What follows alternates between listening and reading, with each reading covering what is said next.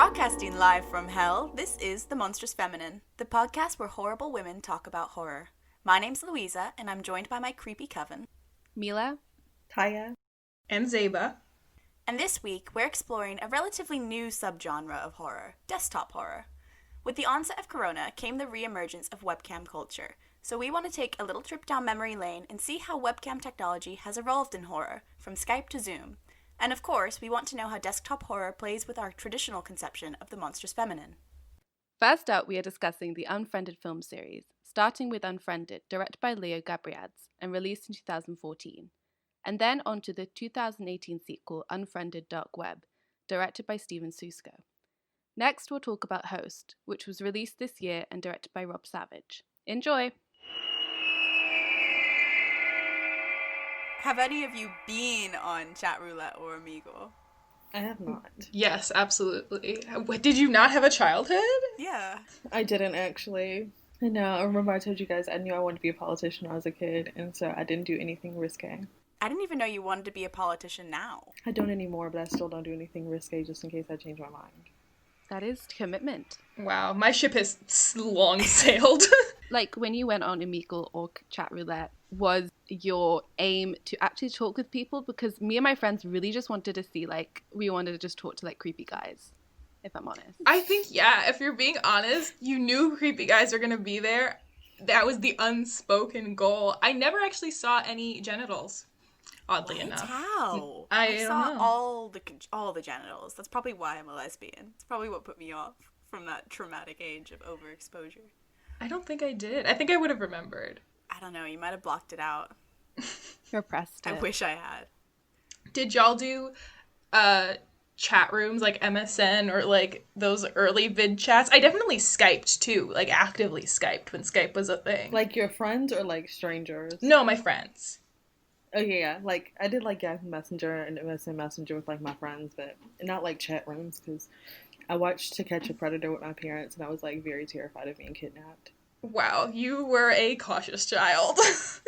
I know. How did you think of all that? I would have been like, lol, what's this link? Hot single moms in my area. Oh.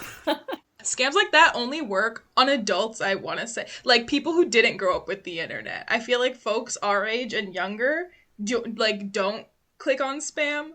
Yeah. I mean, I did on where you download the illegal music? LimeWire. LimeWire did get me. I got so many viruses on my brother's computer from LimeWire. It was always, I would try to download like some Destiny's Child and then I play it and it's Bill Clinton going, I did not have sexual relations with that woman. Wow. How did Skype drop the ball so bad in this pandemic though? Like, I never heard of Zoom. I know. They picked it up. But Skype is just so glitchy. Like, every time I switched from, when I first moved and I had to communicate with my American friends, I tried to use Skype, but it'd be like, we wouldn't even go that long without talking, and it'd be like, you need to update. And it would take like 20 minutes to update, and everything was just hella glitchy and bad service, so we just stopped, and we ended up using like Facebook Messenger or Snapchat video, because even that is better than Skype. So Zoom is the saving grace, or FaceTime. I didn't have this, but like MSN days, I was long from having a smartphone. Like, I was still many years out from smartphonehood. How old were you guys when you got your first iPhone? Or Android? iPhone? Yeah. Probably. I was teenager, 14, 15. I think I got my friend's old one, so yeah, it was probably like 13, 14. I remember what my first phone was. I got my first phone at 11, and it was like the Pixie phone that was like the smallest phone in the world. It was such a bad idea, and it was horrible. My ringtone was Fergalicious, and it went off in class, and it was top 10 embarrassing moments of my life, and everyone would sing it when they saw me for the rest of the school year. That's an That honor. could have been part of your campaign, your like campaign theme song. My first phone was that T-Mobile flip phone. Oh, I loved that. I love flip phones. Wait, was it a Razor? Yeah. No, They were you so had sexy. a Motorola Razor? Yeah. You were a bad bitch. Only bad bitches had Motorola Razors. Everyone had a Razor. I was Okay, never mind. I'm upset that Omegle and Chat Roulette were part of our internet childhood. I know. Early YouTube was a dark place. Early YouTube, yeah. Early YouTube was really dark. Oh, early to YouTube is bad because it was so problematic and I was too young to know what I was watching. Yeah, same. We all were. But that's the days of like Shane Dawson and goddamn, like, there was a lot of bad shit on there. I think, was that Jenna Marbles? Was she still on there at that time? Yeah. That isn't the beginning of YouTube. The beginning is like that Pokemon song and its shoes. Oh yeah, I remember that, yeah. I don't remember the Pokemon song. I remember the shoes, oh my gosh, shoes thing. Shoes. Shoes. Shoes. Oh my god, shoes. So, in case you guys haven't heard, The Monstrous Feminine is now an Apple bitch. We're on Apple Podcasts, and we want all of you to go rate us 5 stars and tell us that we're amazing and perfect. And if you do that, you might just get a shout out in our next episode in what we're calling our Witch of the Week segment. This week, we're going to shout out Eliza, who gives us 5 stars and says, "Love this podcast, so engaging and thought-provoking." Thank you, Eliza. We hope that you have an amazing life. I hope that you never have to spend more than 30 seconds looking for your keys. We now grant you the good fortune blessed upon you by the Coven of the Monstrous Feminine. Yes. Okay. In the 2014 film Unfriended, 6 friends are terrorized on Skype by the vengeful ghost of their deceased friend Laura. Prior to her suicide, the group had previously cyberbullied Laura after an embarrassing video of her was posted anonymously online. We'll also be discussing the sequel to Unfriended, Unfriended Dark Web, where a video chat game night gone wrong turns into a battle with internet hackers. Guys, who is this? I don't know. Was this here the whole time? Ken, you said it was just a glitch. Well, the glitch just typed. Let's talk about where desktop horror sort of emerged from. So, from my brief dive into this genre, because I wanted to kind of understand it, I think it's kind of influenced by technology or media horror canon, like Poltergeist, Videodrome, TerraVision, Ringu, Pulse, and it's like also influenced by a lot by found footage horror canon, like the Blair Witch Project, Paranormal Activity, and then from that it kind of combines those two, like the sentiment of being terrorized by something unknowable, like technology and the repercussions, with this like sort of low budget style of filming, which is like found footage. So then we come to the modern day. We have a whole canon of desktop horror. With Unfriended, I wanted to ask you guys whether you found it like overall more immersive or less immersive with that sort of desktop format. I might be wrong, but I remember back when this came out that it was originally in theaters. And I can't imagine watching it in a movie theater. I feel like it has to happen on a laptop. But at the same time, the fact that it's happening on my laptop and it's also glitchy makes me feel like my laptop is glitching in a way that like is distracting. Like it's immersive, but it's also distracting. And I was watching it with somebody on a webcam too, like we were watching it together and talking about it together while it was playing, and all of that all together and the multitasking of it all, I found it like hard to concentrate, and like especially it requires a lot of reading all the instant messages, the emails, even like if they pull up a YouTube video, you can see all the suggested videos, and they're like, it's very detailed, it's super detail oriented. They have all the ads up there, they've got their entire iTunes library, their whole desktop, everything is labeled. You can see the time going on. Like, I think that's super, super interesting. But like, as a person with ADD, it's so hard to watch, especially on a computer. Because I'm like, is my computer fucking up? What you said about like, there's a lot of text. It's really text heavy, these movies. And there's a lot going on. There's a lot of sort of multitasking of the characters, but then like by extension you. And it did make me think about how our generation has become really acclimatized to that. I don't know what to call it, like your desktop. Is it a space? Is it like, I don't know, your online little world? But it's really easy to navigate between it. Whereas if like your parents sat down to watch this movie, they'd be like, pause, I haven't absorbed all this information yet.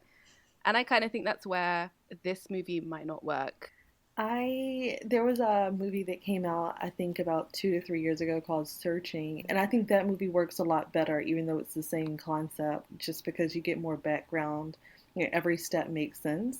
Versus I feel like in this movie, things kind of jumped around a bit and we didn't really get like the full background on every character. So when like they're all in the chat room, some of them just you never feel any sort of attachment, any pity, anything towards the characters. It's just like watching a slasher with a slight tinge of background story. So for me, I just thought it was just a little bit underdeveloped. It was very distracting, and also I agree with Zeba. I don't feel like it was that interesting to watch on like an actual movie theater screen just because of how the movie is set up. I think it would have just been pretty weird to watch there. Versus, I feel like watching Searching in the movie theater was perfectly Did fine. you see it in the movie theater? Yeah, I saw it in the movie theater, and then I saw it at home as well.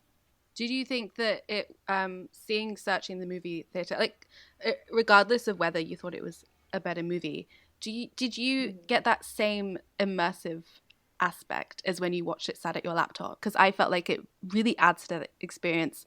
If you're sat like in the same position as if you're like sat at your laptop, you get, I don't know, like drawn in more to the experience. Yeah. For Unfriended, I think yes, just because it was like everything was happening via the webcam chat. But like with Unfriended, it was just like him going through her life online to figure out stuff. So I feel like that's why that worked in the movie theaters. But this, I feel like, is like specifically, yeah, Searching. It was like him going through all of her stuff to figure out what her online life was. But this was like all taking place within this web chat. So I think it made more sense if people watched online. Or at least it made it scarier. I think for me, the whole immersive part of it is not so much to do with the format, like whether it would have changed if I watched it in the theater versus my laptop. For me, it's like I didn't feel immersed in it because I thought what you said, like, touched on, Tyia, that the characters were just, like, it didn't really give us anything really about that. The characterization in this movie is poor, in Unfriended, the first one anyway. Like, it's just, like, you don't care about them, and they're actually... I don't know. Do you think they're, like, believable teenagers? I just found them not believable. I also feel like, as I know everyone talks about how this film was, like, quite inventive for, like, the format, and that is, I agree. But I think it's actually quite old-fashioned in how it depicted cyberbullying, almost, because it was, like, for me, I don't think anyone I went to school with, like, from, because this film was released in 2014, I was like, I don't think anyone I went to school with would have commented on a YouTube video, even with an anonymous, like, YouTube username, because it's still linked to their account, and like would have commented mean things. I was like, that's not really how cyberbullying is so much going on anymore. Maybe like early 2000s, if this film had been released, I would have believed it.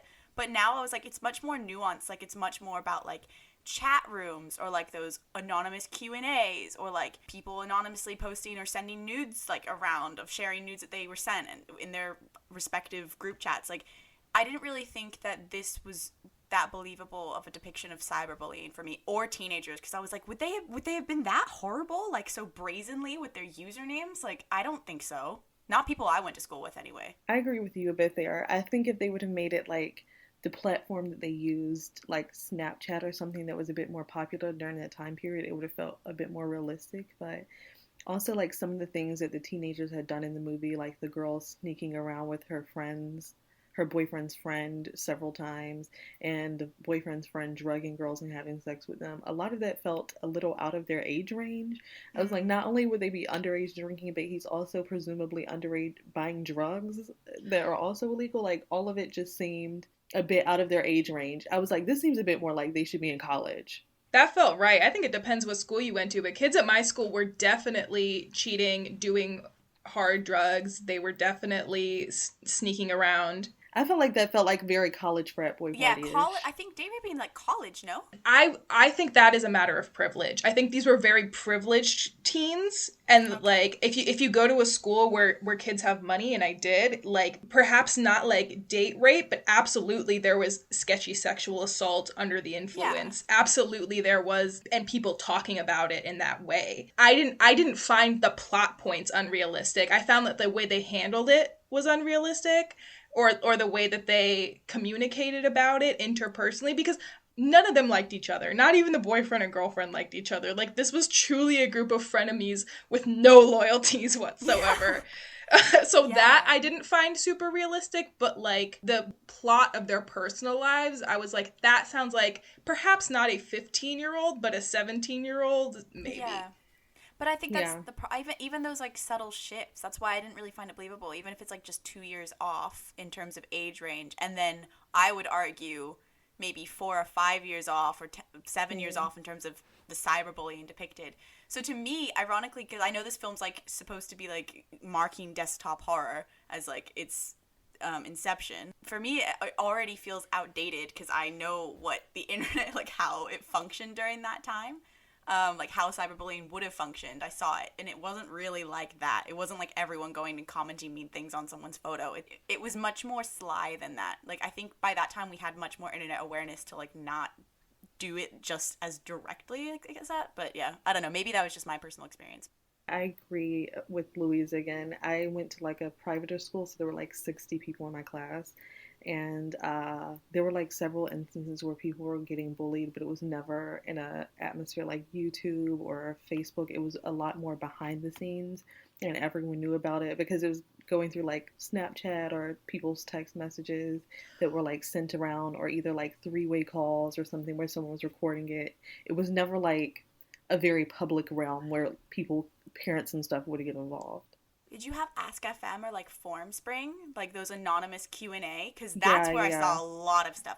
But I think like that would have been, if I think I would have believed this film more if like that video or people were like commenting on Laura's Formspring and abusing her, and that's what led her to kill herself. Like I think that would have been for me much more like, okay, yes, people would have gone on that and bullied her, but I don't think anyone would have commented publicly on like a YouTube thing, because that's not really anonymous. People aren't that ballsy with their hate. You can track a YouTube very easily, so I think that was a bit unbelievable as well. The part that I think was realistic was, do you remember homegirl who joined the chat late with the red hair? What was her name? Val? They were shit-talking Val before she popped on, and they were shit-talking her as she joined the call. So, like, that sort of behind her back situation. Like, yeah, they did call her a stupid bitch to her face, but it was like, you know, whatever. They literally, as she was joining the call, they're like, no one likes Val except for Val. Like, that felt very realistic.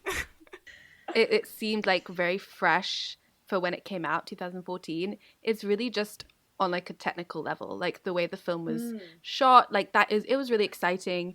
But you're right, like the content and the way they deal with these themes it honestly feels like when you're at school and that you have like an assembly on internet safety and they will show you a video. I agree. It seems like trite almost, like they like basically throw in every anxiety around the internet of like the time of like early 2000s, even though that's not exactly relevant in 2014, because I think people knew about it a little bit more. It's like the trolling in its infancy. It's like fear of cyberbullying, but like I said, it's not really that well depicted. Lots of underage or unregulated nudity, like when the young people are having like what's her name, Blair and Mitch, when they're like having about to have like Skype sex, and then they all join the chat.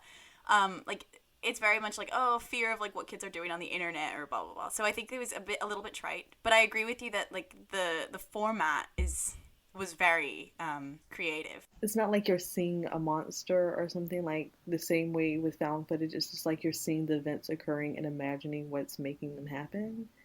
And to me, I'm not a big fan of found footage horror because it always just feels like if you don't have a massive budget for a movie, found footage is the easy way to make something scary, which I think this movie also had kind of a low budget, which that's fine. Everyone's not going to get $10 million to make a movie.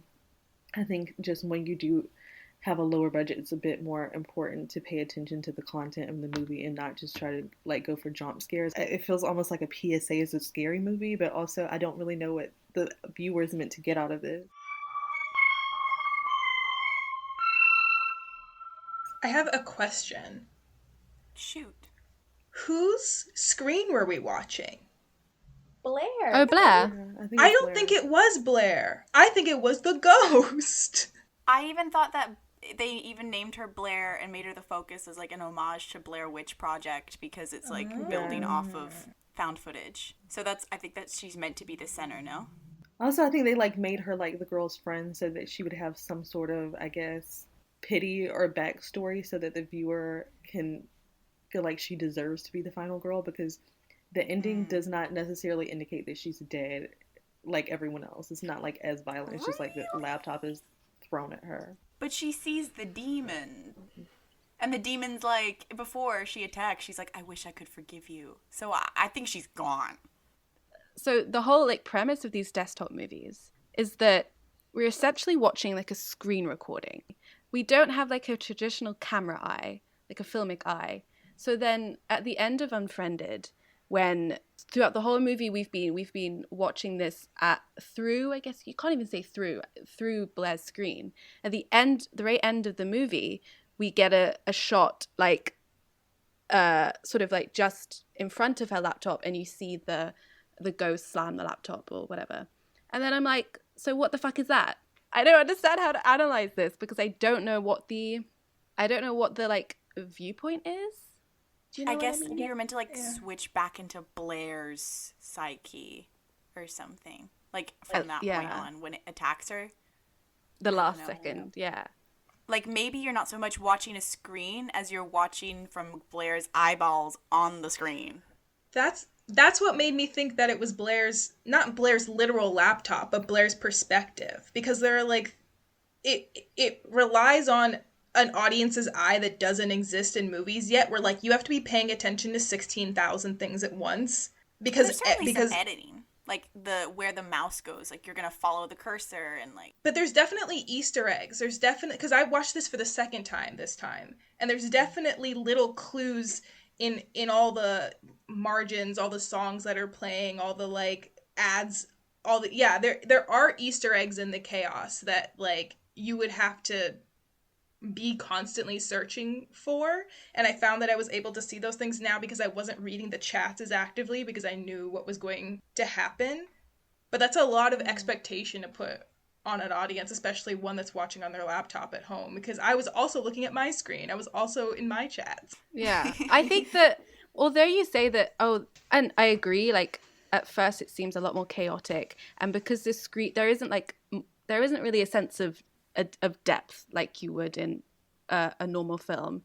But in any film there are Easter eggs. Maybe like our eyes have become a lot more used to engaging with film worlds, but now having these like desktop films, it feels very new. But then I don't actually think it feels new because this is exactly how we, like most of us are spending like 7 or 8 hours a day. So then maybe it is very easy. Drag me. Yeah, honestly, yeah.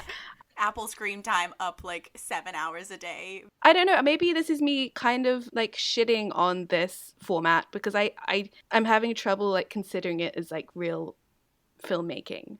Maybe. I saw an interesting article about this by Miranda Ruth Larson. It was called Cult Conversations, Desktop Horror, and Captive Cinema. And it was talking about how the format, like a camera within a camera, like a webcam, that is, brings attention to the importance of frames and borders, and almost kind of hyper emphasizes the need for a gaze. And if we're going to link it back to like traditional film theory, then I would say, yeah, I think there is a hyper awareness of a gaze, which is kind of interesting when you consider that this film is so infatuated with the male gaze. Like, it's bizarre to me that the ghost, Laura, is female, because the way she, like, menaces the other women is so sexualized in a way that I would think it was a male demonic presence.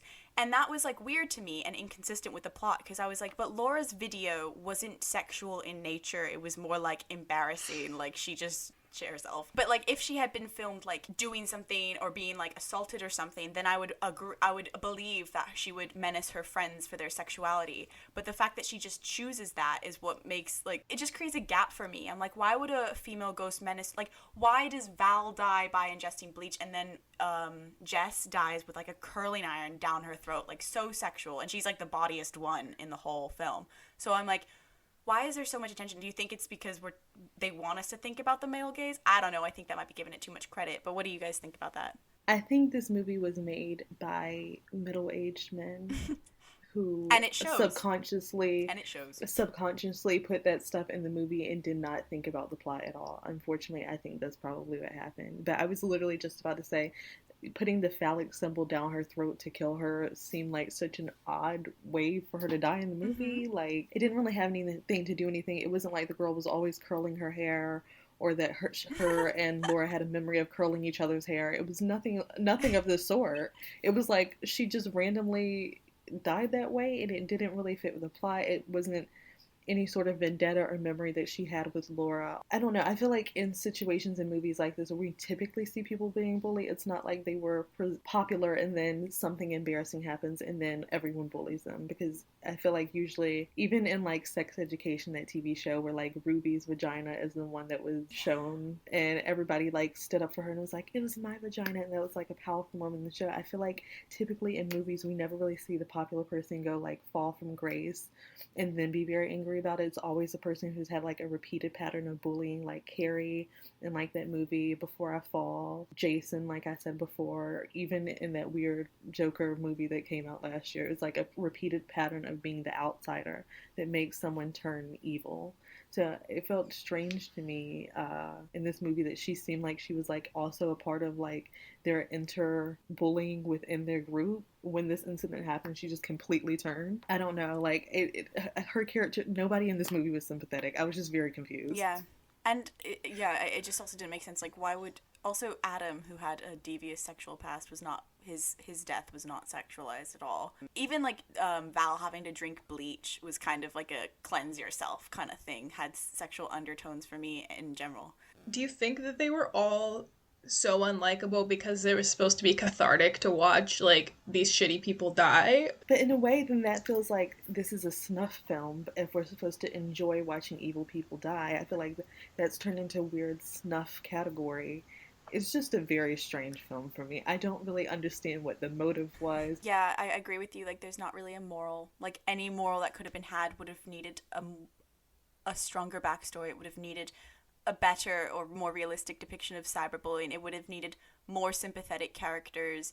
You know, I don't know. It didn't really do anything for me.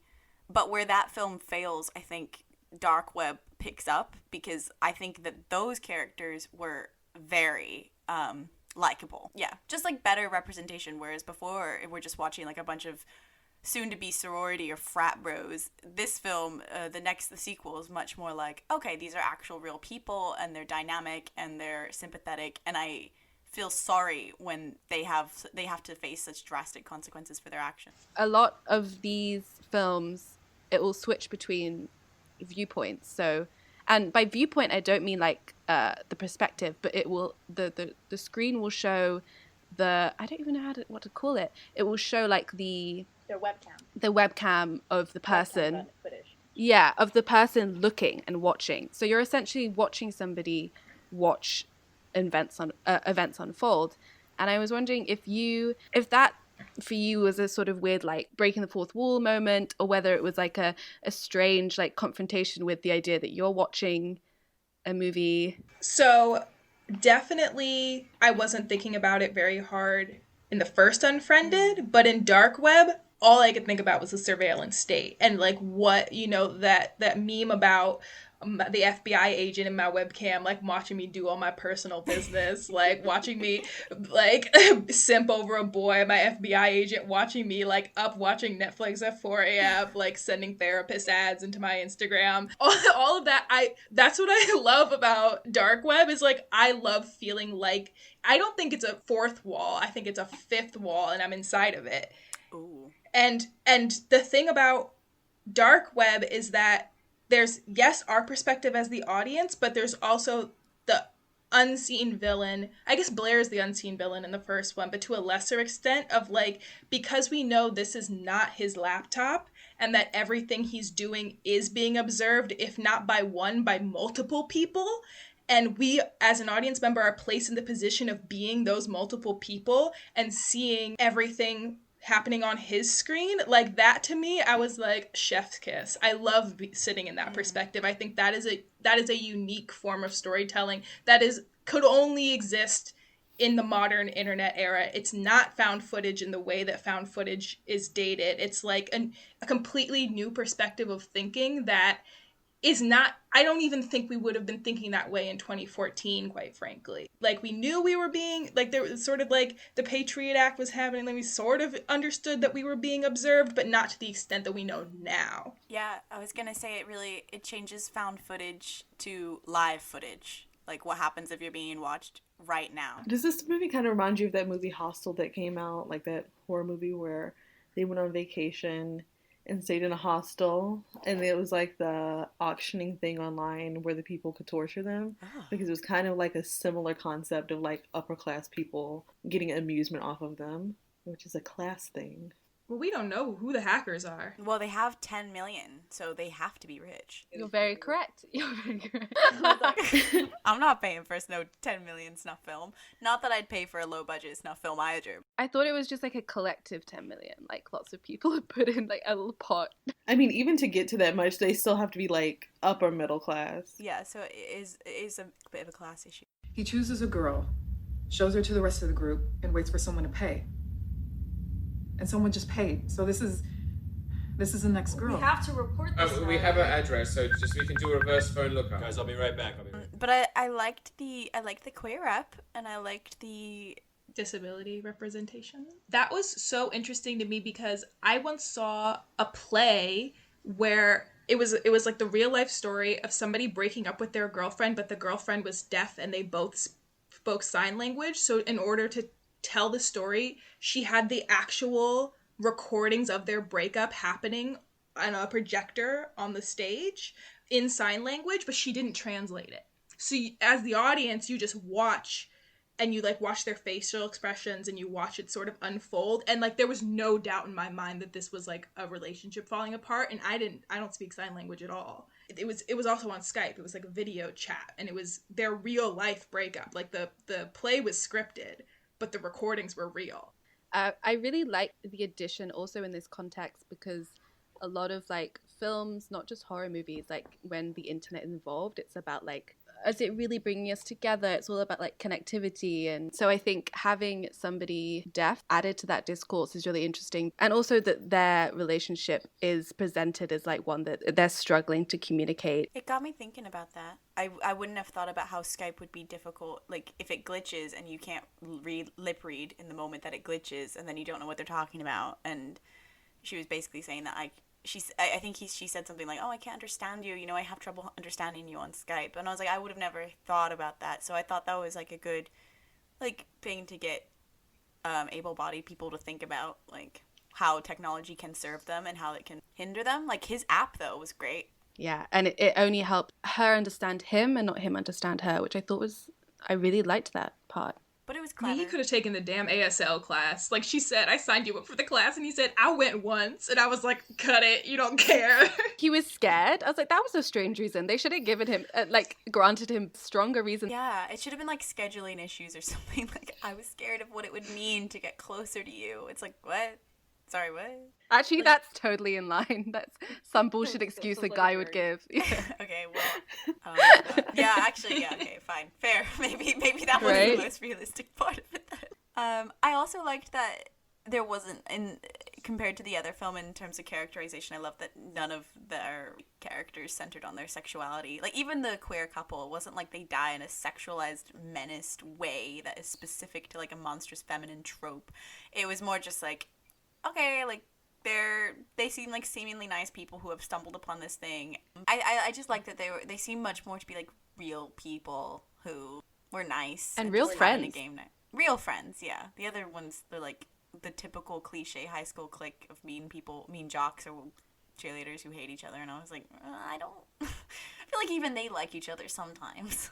Which do we find scarier, the supernatural villain or the real IRL hackers? Real IRL. Real. Do we think this is something that could happen? I feel like in both scenarios it was like equally scary because it was not a situation they could get out of. But I guess the second one is slightly scarier just because it was a situation that they didn't necessarily deserve to be in because they didn't really do anything wrong. It was just like a chance of picking up the wrong item. I mean, he stole it. He stole didn't that laptop. pick up the wrong item. Finders keepers. He stole. It was actually it was like quite valid. But like no one else. None of his friends none of them participated in the act, so them being brought into it was quite unfair. Especially like the girl's mom when they were like, choose between your mom. Why didn't she choose? One of you three is gonna die. I don't know. That was a bad Mom idea. is in the ICU. Like, it sucks, but, like, I would have chosen. I think she was just in shock that it was happening. No, because she got really defiant at the end, and she was like, no, I won't choose. And I was like, you dumb bitch. True. Like, yeah. I wouldn't play with them. Like, I wouldn't test them. I'd just choose. And we know that they would do what you say. Well, no, not necessarily. They could have done anything they wanted. I was going to say, like, when they did the put a finger down in the first one, she didn't kill them if they didn't break the rules. Like, there was some like rule established. But with the hackers, I don't know. I feel like they would have done anything they wanted anyway. Yeah, sure. She knew that they were both gonna die, so she doesn't need to choose. No, she didn't know nothing. She was just dumb.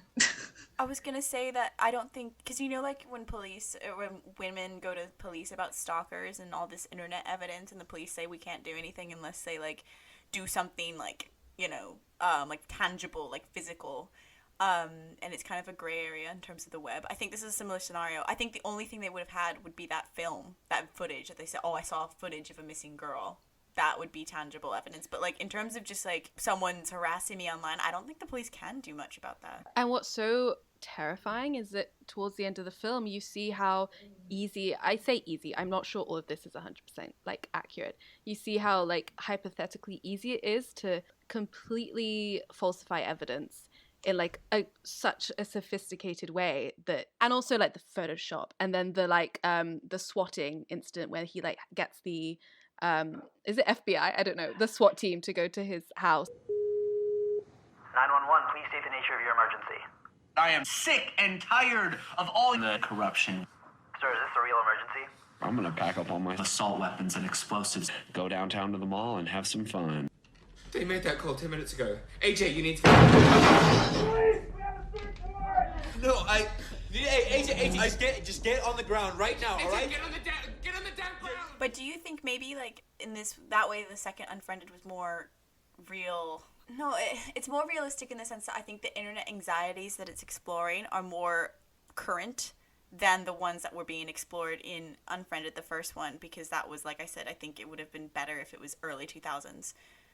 Like by that time it was already belated. So I think in that way that's why this one's more scary, especially because we're not even that far from 2018. Like people being dubbed, like, you know, those like fake porn videos where like they put celebrity faces onto them and like, or they steal someone's face. Deep fakes, yeah. Like this is a real, fakes, yeah. That's a real anxiety that's gonna be talked about and it plays off of the consequences of your whole online life. Like that guy who had the YouTube channel and they used his voice to make a new sentence. Like all of those things are things that we would put online and not be concerned for our jobs or our political careers or our reputations that can be manipulated in those really specific ways. Yeah, God, what can they do with this audio that we're making now? They've got a wealth of resources, but to be fair, it's not even going to be spliced. It's just going to be me saying something problematic. I hate men. It doesn't need to be spliced for you to say that. This movie, the only thing that I was confused about is when he steals the laptop and then like the circle reveals itself and they understand what's going on. Is like everything happened quite quickly, and I was like confused on how they were able to prepare all of the stuff. I think that's part of what adds to the fear is that these people and this organization are like in every crevice of society. Like the mom on life support at the hospital is like, are there people like hiding in the shadows to... They hacked the hospital camera and the life support machine. And I think they would have done that before their game started, knowing like who the players were. But how would they have known who was going to join the game? Yeah, at the end of the plot twist is that they were selected for this because it was a whole a game setup show, basically, that they had a bidding war on to raise... So they might have had the YouTube videos ahead of time. They might have had like... They spliced, because they were just sending them links to videos that they'd already made. I don't think they made that live time. It's very clear I did not pay a lot of attention to this movie.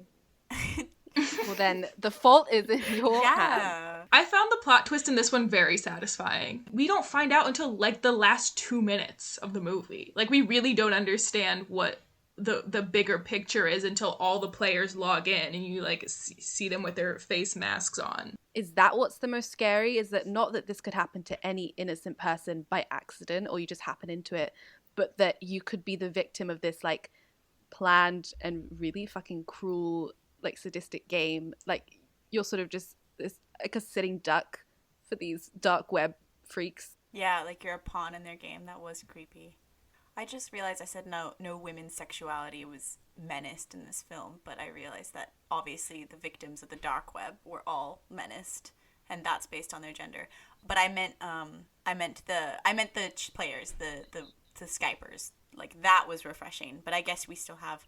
But then again, that's just real life. Like, that didn't seem like male gaze. That just seemed like, yeah, women are the victims of violence in the society. That's it's so sad that actually that felt so real. Yeah. Didn't that feel like incel shit to you? Like, this is a network of incels. Yeah, definitely. And also, I thought it was interesting that Matthias, under such pressure, was also trying to save the girl that had already been taken. Like, he wanted to save his girlfriend, obviously, but that was a hard line for him, is like, you will also save this person who I don't know, but I know is in trouble. I thought that was, like, made him a 5-star character above anybody from the first Unfriended. I don't think I could have done that, though, because I wouldn't have wanted the money in my account. You know, like, I wouldn't have messed with it. I would have just, like, I would have reported it. I mean, he was a dum-dum. Certainly. But I wouldn't have left a trail. I mean, I don't think I would have consciously think, I'm not going to leave a trail. But I would have been like, ticket. And then I would have been like, get the girlfriend back and then go straight to the police. But the money was the insurance, because he thinks he's only dealing with one person. So the money was his insurance to make sure to, like, at the time when he thought he was just dealing with the guy whose laptop he stole, like, you have to do what I say because I have your money, and the money is connected to somebody who's threatening you. So, like, it wasn't because he wanted the money. It was because he thought he had something over somebody. He did it in the end, but that was his thought process. Yeah, but I don't think I'm that smart. I wouldn't have messed with it. I would just be like, take it, give me, please. Like, I would have had it. I think he even wrote insurance in the memo for the transfer. I would have been so pissed if I was his friends and I was like, what? He was smart. He thought ahead to the whole subway situation so that he could talk to them. That's true. With the whole, like, losing the signal. Yeah, that was and his friend, who is his British friend too, was, like, technologically savvy in a way that only the one guy in the first movie was. Like, it helped that there were two of them. In every friend group there isn't this weird, like, computer whiz. Oh, I have at least 3. I have people who used to find the IP addresses of people who sent me anonymous hate on Tumblr. You gotta get some in your circle, dude. It's important. It's 2020. All my friends are film girls or artsy people. Mine are like, they do art with technology. They're like crossover events. Is this Sarah Lawrence? Yeah, Sarah Lawrence. Shout out to Mika if you're listening. I know they are. What you said, Zeba, about, like, he did his best under pressure, I think, like, that was good. He was also more apologetic. Like, none of the other first Unfriended friends apologized to each other when it was happening. And, like, you know, like, there was no sense of, like, a bigger picture. Whereas, like, they were quick to turn on each other. And then there's the issue with class, like I vaguely mentioned earlier, of, like, the people that we see as the main characters are all, like, there's an LGBT couple, there's disability representation. It's, like, people who you can see yourselves in who are being attacked by, like, these upper class incels online. It's a lot more relatable. It's a lot more personal. And, like, their lives are at stake and their well-being as well. And then you also get the sense of, you don't know how many other people that this has happened to and how they are preying upon just random people, like, for leisure. Just prey for nothing. Kind of like if you watch a nature documentary and you watch, like, a baby seal be eaten by, like, a sea lion or something, and you feel, like, really bad, even though it's, like, the laws of nature. Like, you just feel more bad than you would if you saw, like, 2 lions attacking each other and then they both die. Wait, so that's how you felt watching the second film? You thought this is just inevitable that... No, I didn't feel like it was inevitable. Okay. I mean, inevitably, like, we all are prey to the system of capitalism anyway, and, like, in one way or another, we are being screwed over, whether it's financially or because everything's stacked against us because of our race or our sexuality or something. So inevitably, we are in one way or another being victims to a system. I think the surveillance. I think this movie was like, and data. Yeah, I think super. This felt like particularly icky just because it was like there was nothing they really could have done to avoid it. Versus in the first movie, like, if they weren't mean, it wouldn't have happened. Yeah, and I think in a lot of horror movies, so you have this, I don't know, there's always a sense that, like, someone or a group of friends can overcome it, and normally it's through violence or, like, just through the act of survival. But in both these films, but really just we're talking about Dark Web, then they all die, And even though they have such great teamwork and they work really well together, and they're likable people, and actually they are smart and resourceful, they become victims in the end anyway. Our next film is extra timely and unique. Conceived, shot, and edited in 12 weeks flat, this film was made during the coronavirus lockdown and remotely directed by Rob Savage. Host follows 6 friends who conduct a seance over Zoom that ends up going terribly wrong. I mean, if we're lucky, it's just another spirit. What if we're not lucky, Sarah? It could be something demonic. Have any of you ever conducted a seance? Hell no. Yes. Conducted a seance? You know I have. No. You know I have. Zeba, why? I've done all of them. I've done the Ouijas. I've done the seances. I've done anytime the veil is down. I love Halloween. It's my favorite holiday. Wait, when is the veil down? Just on Halloween? Halloween. Just on Halloween? Yeah. I mean, there's times it's thinner, but it's at its thinnest on Halloween or around Halloween 3 time. 3 a.m. is the most, permeable time for spirits. I don't know. I'm usually asleep. Well, this seance scene has a deadline. But literally, as I was watching this, I was like, this is absolutely a shenanigan I would find myself in. Like, I would absolutely conduct a seance over Zoom. Yes. I was watching this film thinking the exact opposite. I was like, this is a situation that I would never find myself in. I think ancestor worship is super interesting. Like, if I can talk to my ancestors, if I can talk to people who've passed, or my spirit guides, or people who have things to say to me, there's a way to do that safely without inviting in unwanted visitors, you know? I have friends who are very into ancestor worship. I get everyone has their own thing. It's just not for me. I don't understand how to do it safely. I will not be tapping into anything or inviting anything into my space. I'm good. Everyone can do their own thing though, and if you know how to do it, power to you. I think I would rather in some other way, I don't need a direct communication line, I think the problem with seances is people start them not knowing who they're trying to contact, and then you just open the door for anything to walk in, This is what happened. Yeah, they just go fishing. What happened? It's literally like Omegle of the spirit world, guys. Oh my god, yes. Yes. Oh god. Terrifying. Did you just get some guy with his genitalia Next thing you know, out, some... Right. Get some demon dick. I was about to say, next thing you know, you have a dick pic from Satan. Like, who knows? Let's go. Went from bad to worse quickly. Did any of you guys know that this was set in London? I did not. That was not made clear. I did not. At first I thought, oh, there's another random British character like in the Unfriended movie. And then I was like, wait, no, there's a random American character because they're all English. Oh, yeah, I did piece it together eventually, yeah. Which was weird because it felt like immediately then, where when you watch movies set in England or with an all British cast, you somehow can't imagine that it's real because, I don't know, English people in any situation, it seems like farcical. So them, like... Is that why you hated Shane in the last movie? Yeah, you were like, fuck Shane. I hated him because he wanted to fuck his mum, Tyia.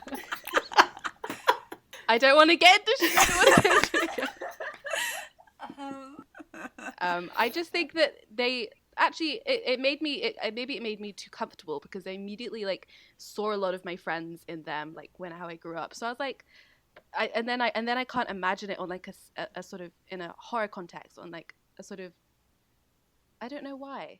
Maybe because I'm so used to watching American films. I don't know. This movie was so topical that it felt a wee bit forced. When they mentioned quarantine specifically, I was like, oh, we're in it. It's occurring. When she coughed and they were like, oh, you're coughing. I was like, this is too soon. Is this a legal knockoff of Unfriended though? Because no. It feels a little bit. It feels, unless they got permission, too similar. I agree with you. It does feel very similar. The only thing that's different is that it's not someone that they know, in a sense, because it's like the friend still committed suicide. They just didn't successfully bring the friend back. It's something else. But in Unfriended, it was, I guess, Laura who turned into something else. I was gonna say, I think like the actual concept of this film, completely unoriginal. Seance gone wrong, Weebin knew. People disrespecting a seance, Weebin knew. But like, I think where it gets its ingenuity is like in the fact that it was made so quickly and so, like with such a quick turnaround. Like the whole thing took 12 weeks. It's actually, I read that it started off as a 2-minute prank on his friends. Like he was like exploring his attic. He was like, oh guys, it was with those actual real friends too, like all the actors, because I was wondering why they had like a Gemma and an Emma. I was like, why would you name two characters so similar? But it's because the actors, that's their real names. And then he basically just pranked his friends and like showed them a video of some horror movie footage of an attic and made them think it was his attic. And then he just decided to turn this into a horror with like a couple of other writers. And I was like, yeah. So I think in that way, it's like, it's quite original to have thought about doing this, like at this current time, like using Zoom and like changing the format up a bit. Like that in itself is impressive, even if the actual plot is very, very basic. I'm happy for them that they made this in 12 weeks, but I would much prefer if 12 weeks was used to make a season of Succession or Euphoria or something that I wanted to see. I did not ask. Not everyone can write Euphoria. We need to divide labor across the film and They TV can world. personally put a message out on Twitter and say, help us write 10 episodes of Euphoria, and they would have it in like a week collectively. Okay, well, be yes, that as it the viewers may. know what we want to see. We know what we want to see.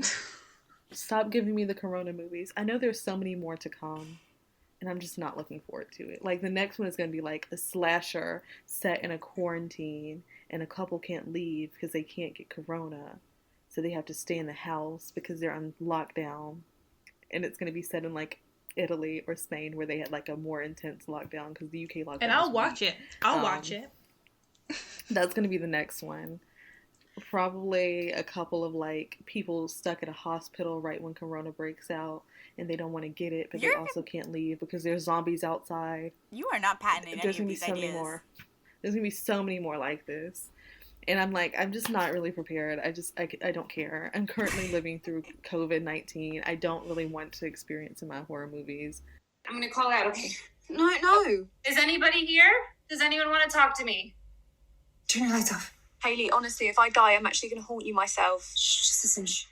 Can we talk about the prank aspect? Because I didn't know that was a real prank. When I saw Gemma do the prank with the medium, that was no longer my friend. I was like, unfriended. Went too far. No, that was fucked up to me. Talk about that. What do you, and the guy breaking the circle? Okay, so I have 3 theories for whose fault this is. First being Hayley, because she started the whole thing and knew that her friends ain't shit and weren't going to take it serious. Also because she knew that there was something in her house. From the first scene, we see a webcam, whatever, sort of found footage situation where a door slams in her hallway and some other spooky stuff happens. So she's conducting a seance in a house she should already know is haunted. There was spooky stuff happening before the chat even started. That's why it's Hayley's fault. It's Gemma's fault because she created the mythology around that the demon could latch onto and did the prank and didn't take it serious. Because I've never heard of that. Like, I just thought, like, generally disrespect the spirit, then yeah. But, like, the whole lore of that, like, oh, well, now you've invited a demon to come in and reenact that storyline.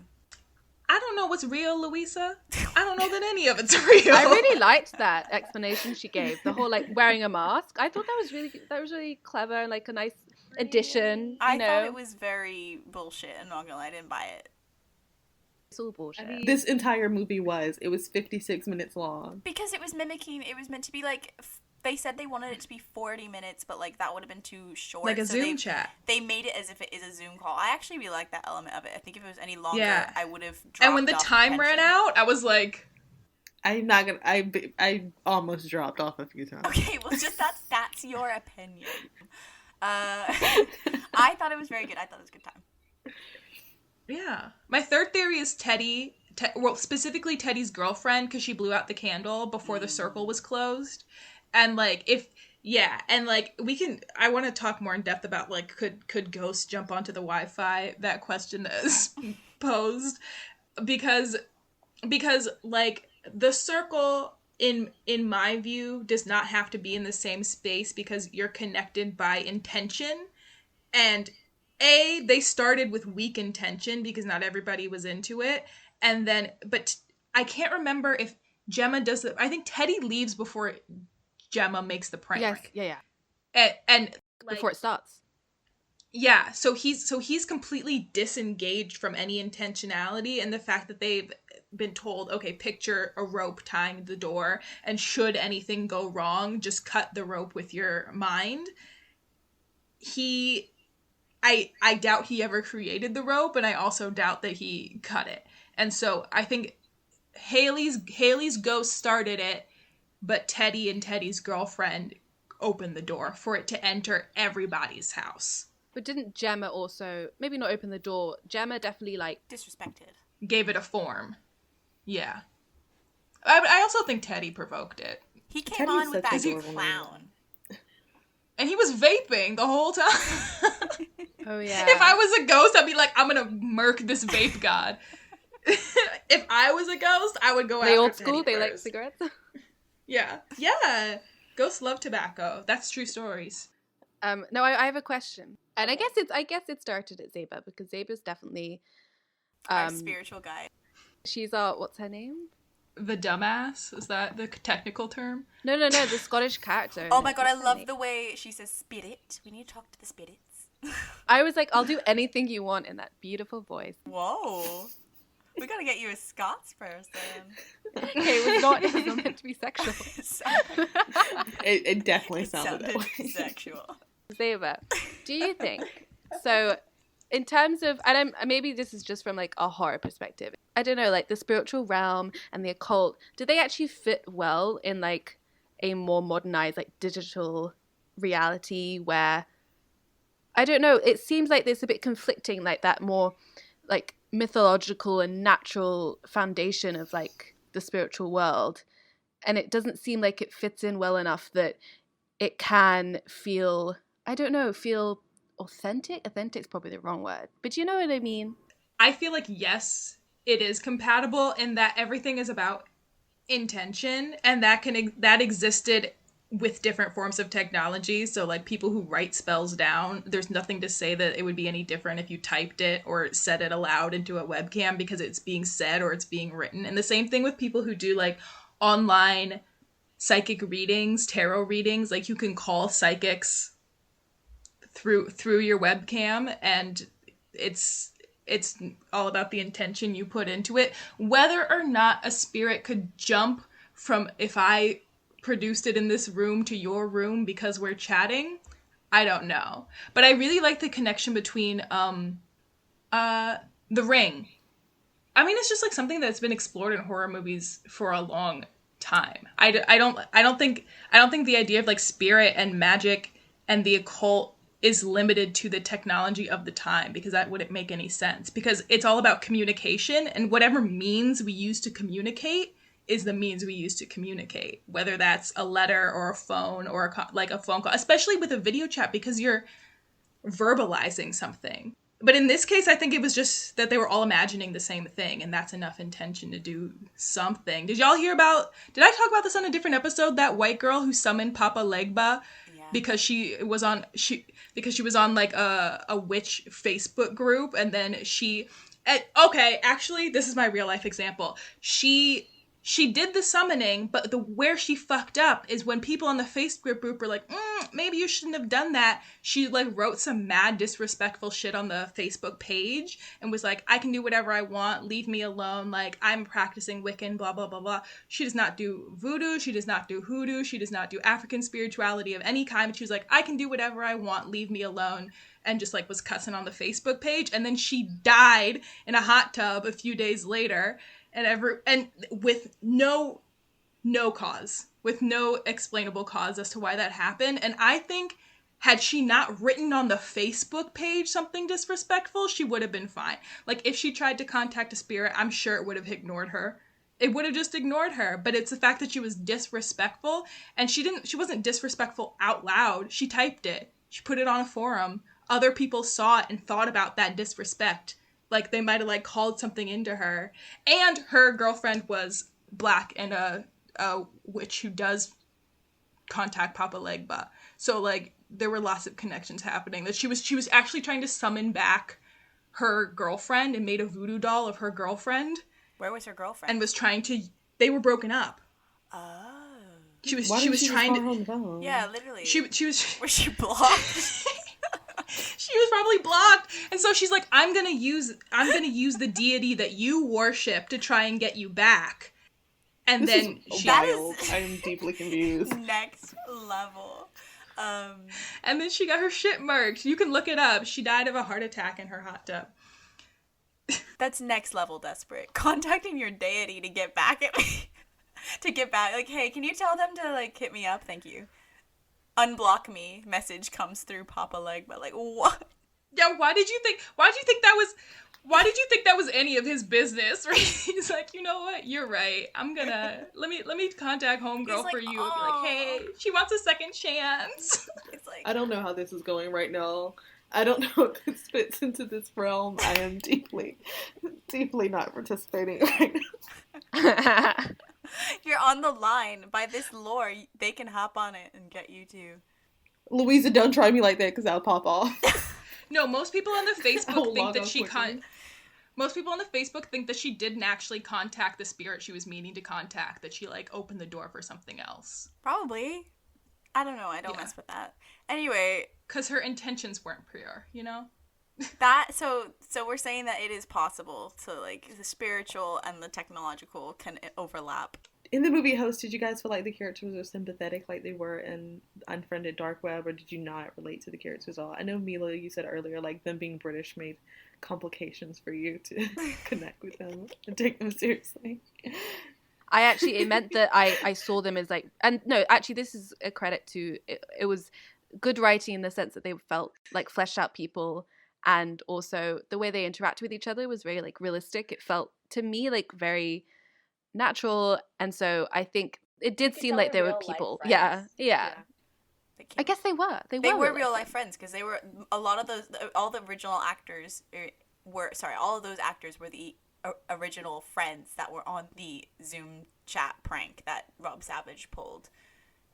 But yeah, no, I thought they were sympathetic people. I thought it was also enhanced by the fact that it was Rona was, like, you know, like, his the fact that it was so temporally relevant made them quite relatable in that sense, like, inevitably, because we're all in that situation at the minute.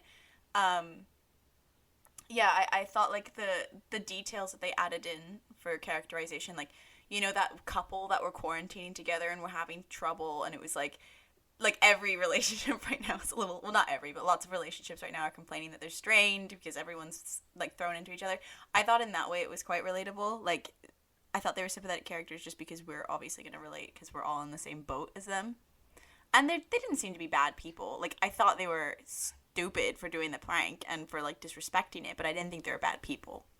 I was reading this article about it by Misha Fraser on The Independent, and it called the movie A Pandemic Tale, and it said, and I quote, "The film is really about the terror of being attacked by an invisible force that could be anywhere, and the vulnerability of being isolated from each other."